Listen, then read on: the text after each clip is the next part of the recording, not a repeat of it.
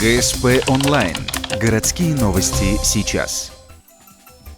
Ухтинский атлет Валерий Акентьев покорил очередной пьедестал. Недавно спортсмен вернулся из города Сочи, где прошел чемпионат Евразийского союза по пауэрлифтингу. Участие в соревнованиях приняли 300 человек из 8 стран, включая Россию, Азербайджан, Казахстан и Украину. В сборной нашей страны Валерий оказался единственным представителем Коми и, нужно отметить, достойным. Он вернулся абсолютным лидером, привез полный комплект золотых медалей в 3 дивизионах – жим штанги с экипировкой, без и народный жим. В результате выступления я занял 3 первых места в жиме штанги, лежа в экипировочном дивизионе.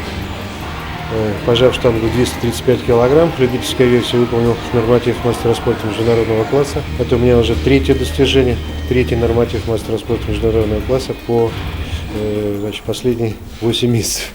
Итогом выступления ухтинца стали 3 рекорда России и Европы среди ветеранов 55-59 лет. На достигнутом атлет останавливаться не собирается и бодро шутит: главные мои соперники – штанга и килограммы. В ближайший месяц Валерий Акентьев планирует посвятить отдыху, снизить интенсивность тренировок. Уже в июле он начнет подготовку к чемпионату мира, который пройдет в конце сентября в Екатеринбурге.